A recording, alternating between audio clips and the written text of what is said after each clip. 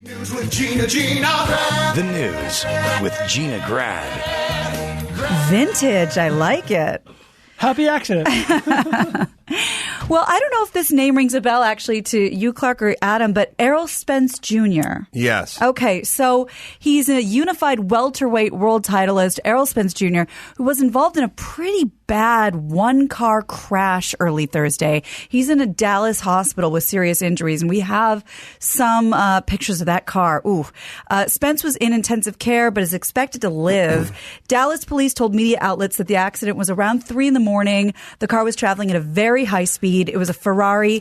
It veered left over the center median onto the southbound lanes, flipped multiple times, and ejected him from the car. He was not wearing a seatbelt. He fought. Oh, It's pretty bad. It looks like a 458 or 488. We'll figure it out. It's hard to tell. Anyway, there's a pretty rich history. God, Brian, I'm saying Brian, I don't know why, but who was the Jerome Brown? It was the Eagles. I was going to say Jerome Brown, but who are you talking about? Jerome Brown. You gave me nothing to go off. Yeah, Eagles defensive lineman died. There's a rich history of folks who aren't really skilled at driving cars, making a lot of money, wanting to get really cool cars. And Kevin Hart and jumping behind the wheel or having their buddy jump behind the wheel of machinery that they can't really handle. Paul Walker was a passenger, and Paul Walker could drive. That's it. That was the situation. And the guy could drive, too. That was kind of a weird phrase. Yeah, it's not apples to apples, because the guy who could drive was a good driver. Right, but wasn't the car like a crazy supercar? It was a... I don't want to get in the weeds on this. I just thought that was... No, it was a Porsche GT, but it wasn't an example of a guy who's got no business driving that car. It was a guy showing off with, like, for a crowd See what this baby can do in a cool car, and also a car that the GT is a mid-engine car. I talked to Garrigus about this because there's like a lawsuit and everything. The Carrera, Porsche Carrera GT, its engine is behind the driver, which means the fuel tank is in front of the driver. And even though it's a $600,000 supercar, the fuel tank is just a sheet metal box, so if you hit something, it goes up first. Right. All of my race cars all have bladders. You could fire a shotgun at them. They wouldn't do anything. You could crash them into a telephone pole. They wouldn't leak. Like, you have to get these fuel cells certified and recertified. They have an expiration date on them and so on and so forth. I was saying to Garrigus, that's a supercar that should have had a fuel cell in it, not just a square tin sheet metal tank with fuel in it. This guy was hot dogging it. They hit a tree. The fuel blew up all over them, and they burned in the car. Let me try another example. Hulk Hogan's son. Perfect. Right? Street racing. Yeah. Fucked killed around with his friend or the car that he had no business driving. I think he killed his passenger. He was driving a souped-up Supra. But there's a rich history of guys who don't have money, then getting a ton of money, then going out and getting a crazy car. Right. This is not going to be a Bryan Cranston thing. But if you grew up in the projects and all of a sudden you're making, 8 figures, you get a supercar, and then you want to test it out. Right. And there's no sanctioning body. It's not like you need a special license to buy a Ferrari or special license to buy a supercar. You just go get it. Mm-hmm. Well, speaking of that, a little Kevin Hart update for you. He has returned to work. Max Zapata, is that a 488 or 458? I'm looking. Sorry. So 5 weeks ago, he survived a car crash that fractured his spine in 3 places. He came very close to partial paralysis. This week, Hart joined his Jumanji co-stars to promote the sequel, which will arrive around Christmas. He's not full strength, so the marketing campaign schedule was cut back to accommodate him. Doctors say he may need months of physical rehabilitation. Again, he was almost paralyzed. And Spence fought like 2 weeks ago or last weekend or something, did he not? And he was on the show in March. We talked to him at AT&T Stadium. Oh, we're in Dallas, right? Yeah. Did he win the fight? Oh, anyway. Well, it also says that the rumblings that he could be headed for the most high-profile fight of his career in the near future, but I don't see how that's going to happen right now. It's a 488 How bad is he hurt? Well, bad. I mean, he was ejected from the car, so it was pretty bad. Yeah. I think you got to...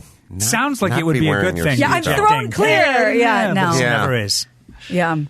Well, it was interesting that we were just talking to Bill about Nike and in the early days of race car driving and F1 and everything, 50s, 60s. Those guys didn't wear seatbelts because they didn't have fuel cells. Well, they knew what they were up would against. Burn all the time in the car, and so the plan for those guys, their biggest nightmare was fire. And again, they didn't have a fuel cell. So when they get into an accident, the car would burst into flames. So they'd go, I'd rather not have a seatbelt in case I get into a bad accident. I can be thrown out of here. Yeah. This is a pretty damning indictment of the safety back then. Absolutely.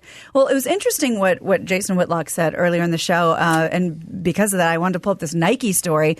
The AP reports that thousands of pairs of Nike knockoffs were seized at the LA Long Beach Ports Complex recently in a shipment arriving from China, according to U.S. Customs and Border Protection.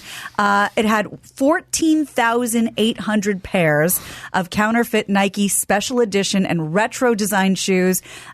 If they had been real, that would have totaled more than $2.2 million in that shipment. The shoes were in 2 containers that were marked as napkins. Every time I drive by the docks or St. Peter or Long Beach or wherever, I look at those piles of crates and I'm like, what percentage of that stuff is illegal or gray market? Or, you know what I mean? Or human. Shady knockoff, yeah. Yeah. I know. Whenever they do one of those. Not reportable. Whenever. Oh, is that Daniel Kellison over there? His arm I'm looking at? It's Danny Hi. I saw his shoulder, but I looked down on the screen. I recognize that shoulder anyway. Whenever they do those stories, Danny Two Sheets. Hey, Daniel, you want to grab a mic and just explain why I call you Danny Two Sheets and just how pathetic my upbringing was? Please regale us. Sure, sorry. I just was driving by. Clark told me he's coming on. I was in the NYU roommates. Right. What? Yeah. Wow. Small world. Only because he let me stay in his room. This dovetails nicely into that Corolla story. Yeah. Tell us why. Because Gina just brought up Danny Two Sheets on the cruise a few days ago. That's what I call you. It's because when I stayed at Adam's house, I actually asked for a You came out from New York. Right. He made up a bed for me on, I think, a sofa bed. Mm-hmm. And I said, hey, where's the top sheet? He's like, what do you mean? He'd never had a sheet that goes over his body, just one that he lay on. And so he started mocking me, calling me Danny Two Sheets. This is more of an indictment of my parents than it is of me. I didn't know there was a needs second. 2 sheets. You earned it with your wild opulence. Yeah, I was I like, bet there was no throw pillows. luxury. Not a single throw pillow to be seen. Yeah.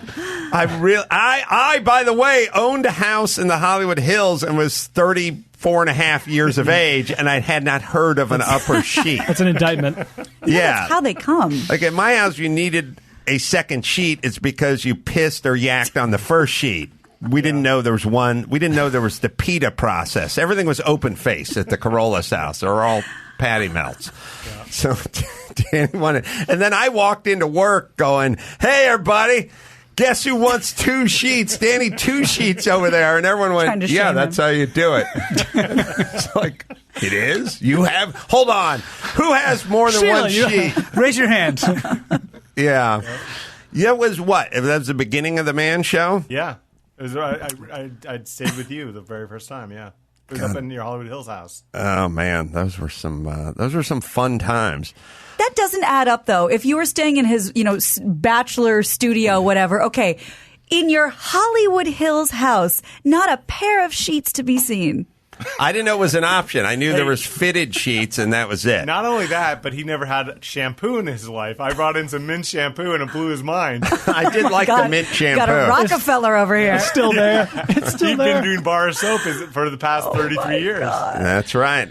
And used to shower in with the hose outside of my garage in North Hollywood. So Danny classed up the joint. There's no doubt about it. You have me to thank for the shampoo. Yeah. Right.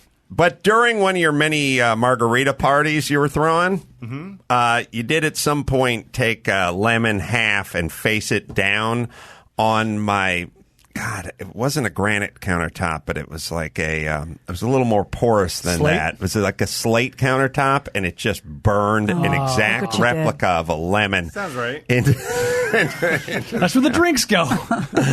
All right, Danny Two Sheets. All right, I'm signing off. This is Clark's time. It's Clark's time. That's right. Happy to share it, Roomy. So they were all roommates then, right? Yeah, So Clark and I were roommates. in New York, Right. Yes.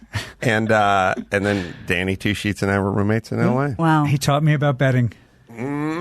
What else did you? I just got my ass destroyed. I knew that was going to be the thing. You know what? All right. That's going to be a license plate.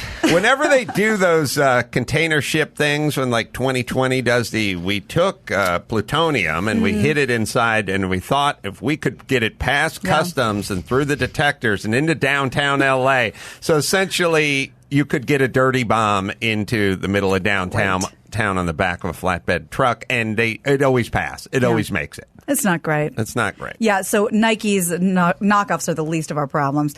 Speaking of that, when I used to go to Tijuana when I was like in my teens, you'd go there and they'd have knockoffs of all NFL bomber jackets and all that kind of stuff. But the logos were just a little bit off. Everything was off. Yeah. Everything was off.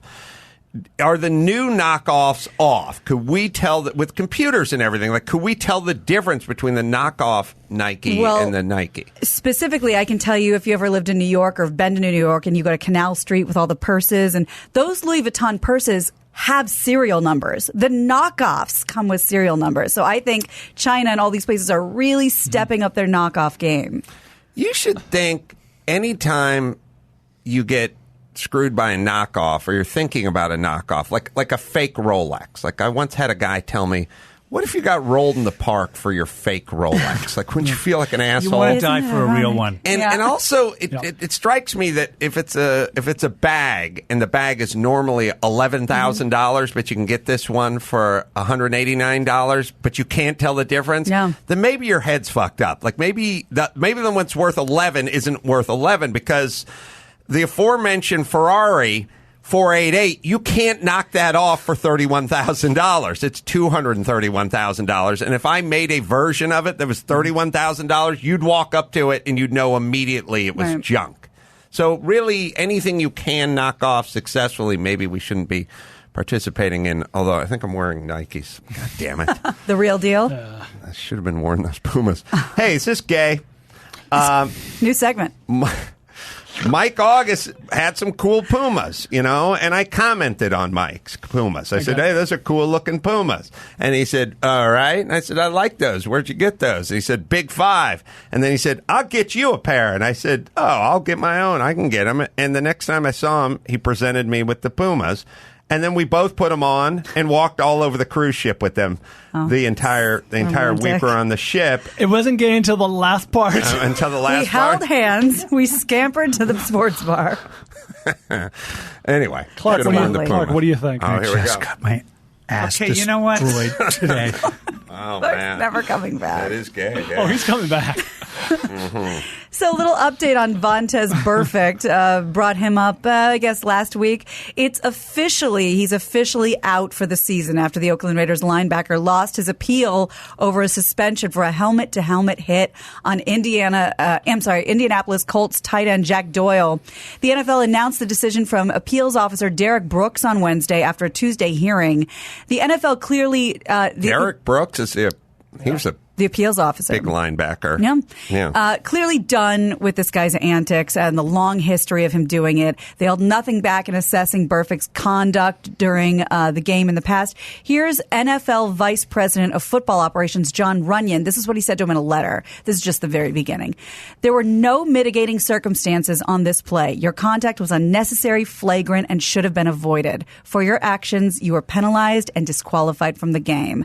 The now official punishment is unprecedented in NFL history for an illegal hit. Was he, again, it's his history, it's like rich history they kept asking, of doing tons of this. They kept warning, This is a whole bunch of you broke probation so many times now, 3 strikes and you're out. Was Brooks defending him, or was Brooks I don't think so. on the other side of him? He's the appeals officer. Oh, okay. Because he lost it. So the case went to him. Played the same position, basically, and Brooks not almost single-handedly, but the Bucs destroyed the Raiders in the Super Bowl, and Brooks was calling out all the plays, and he knew everything that was going on. So, I don't know, maybe he's not that qualified. Not that sympathetic toward a Raider, but Vontaze, I whether it's the guys driving the sports cars at way too fast, or the guys who have no earning potential past the age of 31 and a half. Someone needs to really tell these guys, the ghost of Christmas past needs to come out through the curtain and go, listen, man. You got about 9 years. And Vontaze maybe has 4.5 years.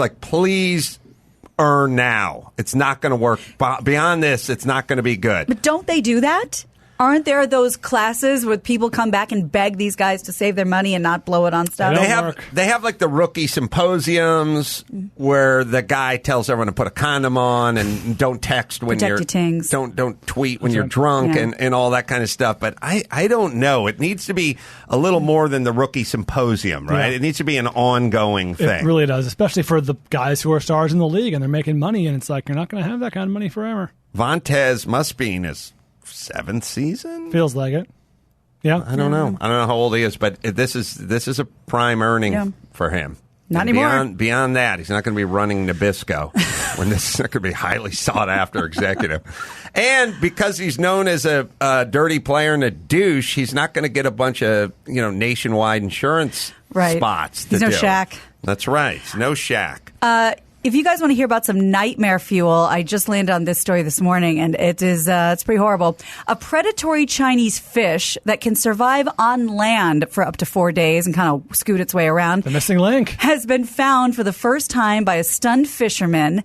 The discovery was made by a man who had been fishing in a pond attached to a private property in Georgia last week. Boy. According to a press release, the northern snakehead is a long, thin fish that a long dorsal fin runs across their back. They're splotchy. They have teeth. They do bite. They can be up to 3 feet in length. They can also breathe air, allowing them to survive on land and in low oxygenated systems. A dozen old drunk Chinese guys go, I told you! Do you believe me now? The northern snakehead is native to the Yangtze River Basin in China. However, snakeheads have been reported in 14 states in the United States. It's kind of interesting, but I feel like we don't our animals are all like labradoodles and stuff, and then they go multi-poos. Killer bees. They're Africanized killer bees. They're never from Tacoma, And our snakes are pretty mellow, or insects. Yeah. Everywhere, all the tough places have super tough animals, tough fish, tough insects. What do we got? We don't have anything. We got the mountain lions, but they keep getting taken out on the 405. Yeah, That's true. And they're just looking for food. They're all trapped at the Getty Center. Yeah. They can't get Bears. over the freeway. Can't get in. They're all on Skirball. Yeah. And also we also have a little within our nation, the only again, you go to Seattle, we don't have any scary insects. You have to go to Florida. Yep. You have to go to our version of a scary nation inside of our nation, which is Florida, to find any good scary crocodiles and snakes and stuff like that. Where you back Florida out of the mix. We don't have any scary animals anymore. Yeah. But then you got to think of it the other way. We're saying, and I'm saying, oh my God, it's so scary. It's so disgusting. Kill it, kill it. Well, all we do is kill this stuff. So let the little guy have a fighting chance. We'll see what happens. You're going to be standing on your lawn. 2 miles inland. I don't know how far you can go in 4 days. Walking, breathing, and you get fish bitten with on the teeth. ankle by a fish, and everyone thinks you're crazy. I swear to God, it was a fish. Well, while we were talking to Dr. Drew, we should have brought this up. Very curious what he knows about it. There's a new treatment for certain types of melanoma, and it works in a very unusual way. Doctors inject the herpes virus directly into the cancer cells, according to WAFB News. The unique drug is known as T-VEC. Besides killing the tumors where it's injected, it also triggers the patient's immune system to kill other cancer cells throughout the body, but it only works on a small subset of melanoma patients. They're still working on it. T-VEC was approved by the U.S. Food and Drug Administration about 4 years ago, and patients are encouraged to ask their doctor for a referral if they think herpes might help their melanoma. So it's the only thing that we keep coming back to is if your kid's allergic to peanuts, you keep them away from peanuts, and then they get worse. So now we realize you have to expose them to peanuts, or like the flu vaccine, which is they have to give you a little bit of the flu and then let you fight the flu. It turns out almost all these cures and all the stuff they're looking at for cancer and everything is really, it's not a cure in the way we think of a cure as a shield, pardon the pun, or a way to keep away. It's literally introducing more of something that we think is a negative back into us, and then our body fights that. 'Cause the ultimate example, that they do fecal transfusions transplants. Oh, yes. So where do you go from there? I mean, Wait a that's the minute. ultimate example. Didn't Clark talk about that earlier in the show? I actually did. I just got my ass destroyed today.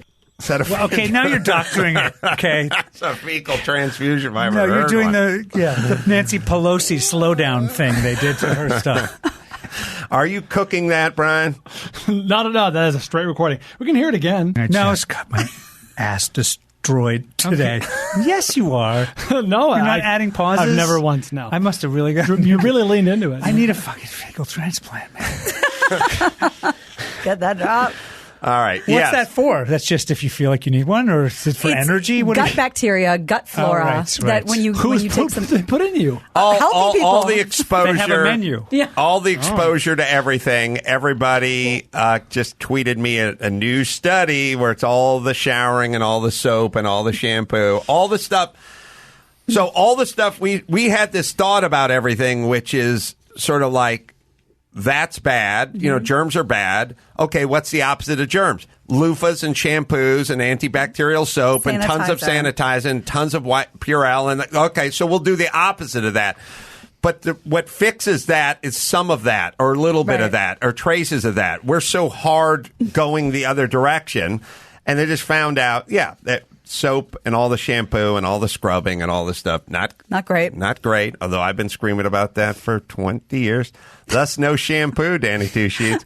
But the mint shampoo was awesome. Game changer. I don't think people think, they're always going after these sort of floral scents. Yeah, don't sleep on the mint. Mint feels good. Yeah, tingly. Mm-hmm. Yeah. Thoughts? After a day at the beach, there's nothing better than washing your hair with mint shampoo. Yep.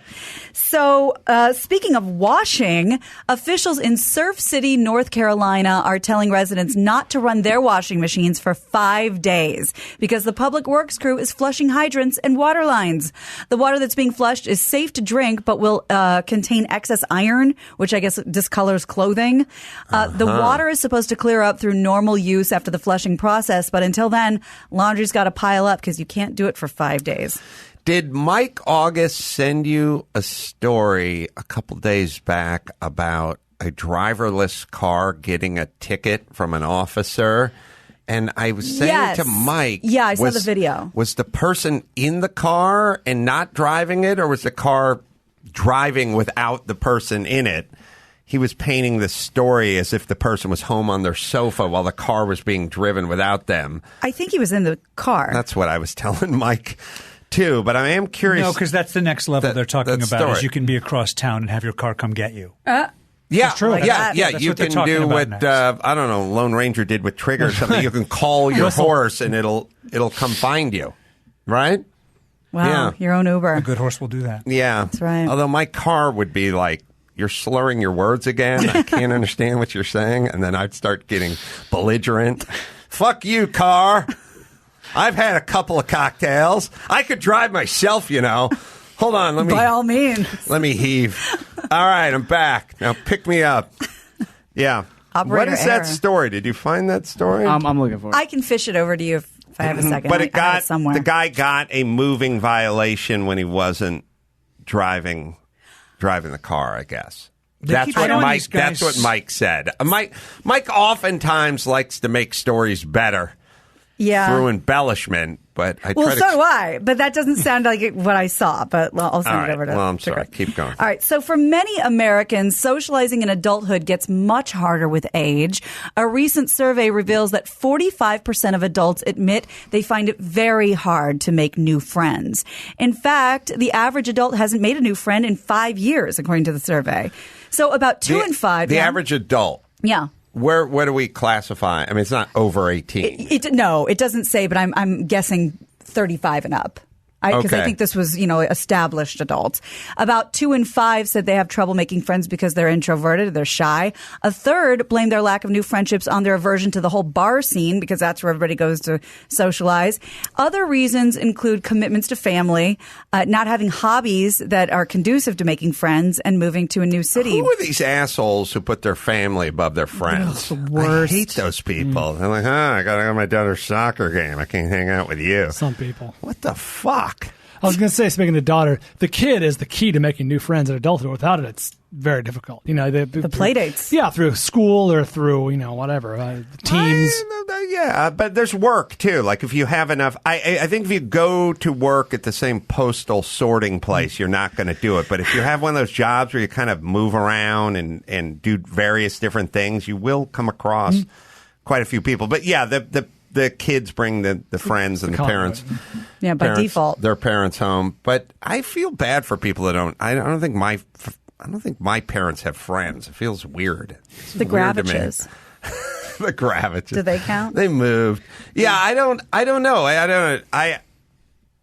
It's not something that's discussed, but it's something that's super important to have that network. Yeah, of course. Also, if you have that network, like I was thinking about, like the homeless population, you'll never be homeless. You'll always be able to crash somewhere if you have a network of friends. Yeah. You'll never be out. Well, yeah, and I'm wondering, Clark, like with your days where you were solely focused on screenwriting, I've known screenwriters, and I know that can be a very lonely endeavor. Even if you have a writing partner, you don't see anyone but that person. Was that a particularly lonely time for you? Yeah, I don't like it. Yeah, a lot of people don't. I need it. You need it to do that, but I would go crazy. Yeah. I would go crazy that after a seems while. To be the I have consensus. to go back out and try to get an acting job just to be around people. The Tesla getting pulled over was staged, so says Nick Zapata. It's all staged. August set me up to do that for the news. Mike also then said there was this outrageous story out of Chicago. Some kid named Jussie Smollett was attacked by white supremacists, and that we should put that at the top of the news. That should be top story. Top story. I wonder what AJ Benz's thoughts are on that. This other gal got her dreads cut off by these white supremacist kids. Yeah, I said we got to hit them. That happened. Yeah, except for it didn't. I know. That's all right. Yeah. Yeah, I was thinking the network of friends, it's not neither here nor there. It's a super important way to be successful, in life. Yeah. And I was explaining my dad doesn't have any friends. And I know he doesn't have any friends because he lived in L.A. for probably 15 or 20 years. He and my mom broke up when he was like 42. And he went to my mom's parents' house to sleep on their sofa in my grandfather's den. That officially means no friends. Because you have to think about it. Like, what is the worst case scenario for I'm getting divorced? I'm going to my ex-in-laws, one bedroom house, one bathroom, one bedroom in North Hollywood, and I'm going to sleep in my father-in-law's office. That sounds like no friends, right? As I wade my way through this divorce with their daughter. Yes. Oh, boy. That is officially no friends. Yeah, of course. That's horrible. Everybody does a couch crash on or something. Right. Well, it seems like the people here are probably the exception to the rule. But in my experience, I have a big group of girlfriends here in LA. I'm very lucky. I know it doesn't happen very often. And most of their husbands and boyfriends and stuff are kind of lone wolves. It's not like this network comes with this network. Like it seems like all of us girls keep kind of sticking together and the guys are kind of always just sort of traveling solo for the most part. That's what I've noticed throughout my time here. I don't know. What do you think? I mean, I have friends, I think maybe they might end up breaking up with somebody. Mm-hmm. I don't want them at my house. No matter how much I love them. You know what I mean? Like, okay, you got a night or two, but we're going to have to find you another situation. I got too much. Sign here, initial here. Yeah. Does that make me a bad friend? No, you probably. When they were in our 20s, I mean, I'm friends with Daniel Kellison because I had nowhere to stay, and he put me up in his dorm room. How did you meet? Destroyed today. Did you meet Danny Two-Sheets? He was at NYU. My friends were at NYU. I was not. I had dropped out of school and was a security guard at the Guggenheim Museum or selling Italian ices. I don't know what phase I was in then, or parking cars on the river. And I couldn't survive. But I met a girl who was flunking out, and as she left town, she gave me her meal card. Wow! At Daniel's dorm, Rubin dorm. And I kind of showed up there enough that they started to think I lived there because I had this meal card that was keeping me alive. And Daniel was nice enough to. Your roommate flunked out too, right? He's getting on the mic. Oh, he's getting another thing. No, I think that he was just cool with you being there too. But there was an extra bed when. Yeah, we did have an extra bed. That's right. Somebody. Yeah, I think he had a girlfriend. That was what it was. Oh, yeah. Were you rocking the 2 sheets back then as well? Yeah, I always rock the 2 sheets. God, this guy's He so would full tuck of me in. himself. It was really nice. So how long I think you called me a Rockefeller at that point too. how long did you crash with Danny 2 sheets? I mean, it was sporadic when I couldn't, it was more like if I'm in trouble, I know I can go there. So you literally met in the dining hall just randomly. We had friends in common. We had friends in common a little bit. And then and finally one day he pulled me aside in the lounge after, I think, a couple of months, honestly, if I would crash there sometimes, and said, honestly, emotional, I can't do this. I'm flunking all my classes. You have to give me some space. And it was the sweetest boot anyone ever got. But here's the thing. Clark was like the cool kid, and he was doing those, he was going to the swimming pool at Kohl's at NYU and doing these crazy dives and flips and everything. And then we go out to like Mud Club and Peppermint Lounge, and he knew everybody, and I was just sort of like a kid from Vermont, and it was quite I loved having Clark as a friend. He's the Fonz living upstairs. Really not. Wow. What a story. All right, Gina, let's do one more. You got it. Well, the sportswear line Acabada's proactive wear line infuses all of its clothing with up to 25 grams of CBD oil. Infuses the clothing. One of the cheapest pieces is a sports bra that runs $125. Can I say this about CBD oil? God bless CBD oil, but I feel like we're 4 years away from going, this airplane is made of CBD oil. Yes. I'm going, I just kind of Put your want one mask that's on made and of hail. aluminum. It's like Kellogg's Elixir. This is better. Kellogg's Tonic. All the seats are soaked in CBD. All the gauges on the pilot's cluster are all infused with CBD. Like, I get it. The CBD's become passion fruit now. Yes. It's like it's now everywhere. Which is fine. I'm sure it has its purposes, but it doesn't need to be. No, what are they? This is What a are little- they? There's the stuff that gets you stoned, right? Yeah, Yes. this And is- then there's the other stuff this that is CBD. what? It's like a body high. It's no freak out. It's soothing. Yeah, exactly. Oh, okay. So it infuses the sports bras 4 grams of CBD infused. It's in your bra. Yes, right now, mine. So that your boobs are soothed? Exactly. One's boobs? What they're peddling is that when you work out and your sweat sort of combines with this, released CBD oil, your muscles will be more relaxed. You'll be less stressed after It your seeps workout. in. Exactly. By the way, wouldn't you think it'll wash out once you wash your sports bra? Sure. They claim 40 washes. 40 washes and you get that nice runner's high This that is you like could the have gotten fish from running. that can go on land for 4 days.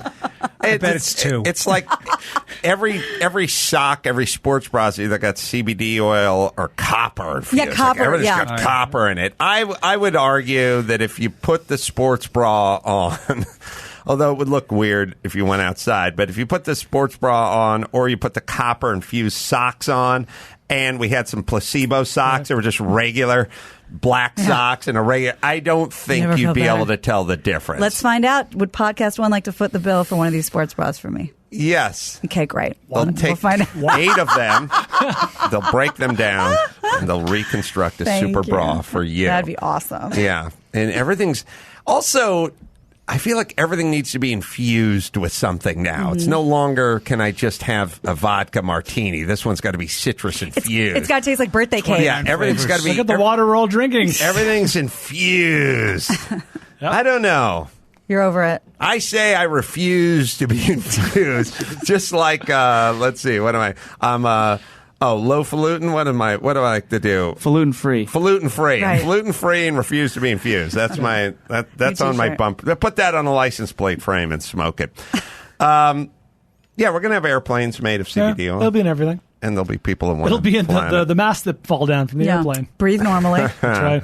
One more, Gina Grant. Oh, right.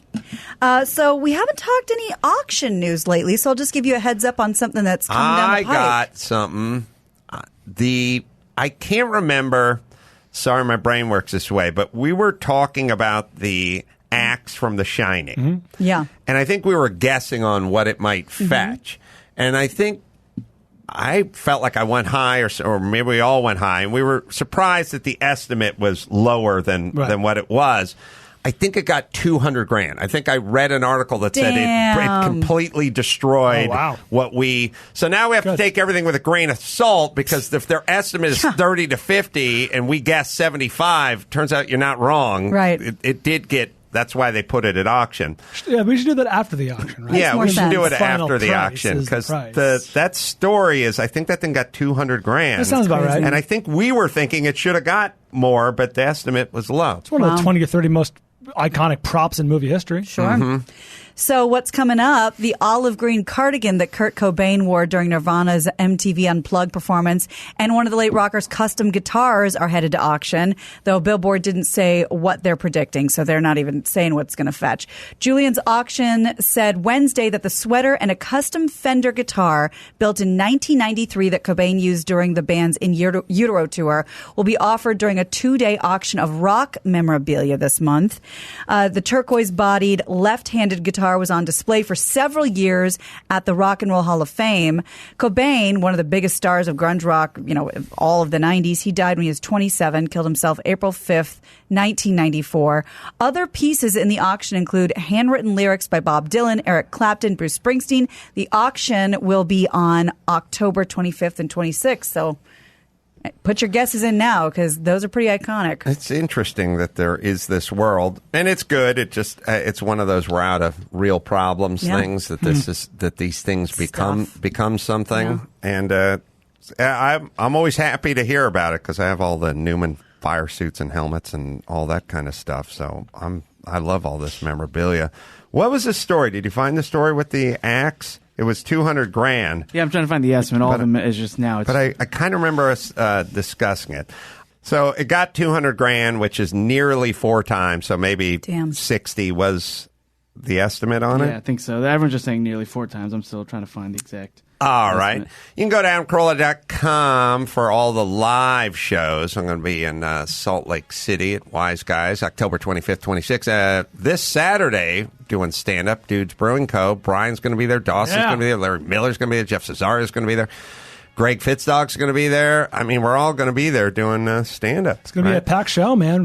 Getting ready for Last of All Brian. That's in Santa Monica. Laughs with Bald Brian. That's November 2nd at the Avalon. Still a couple tickets left for that. So just go to AdamCarolla.com for all the live shows. Crank Yankers, of course, Wednesdays, 10:30.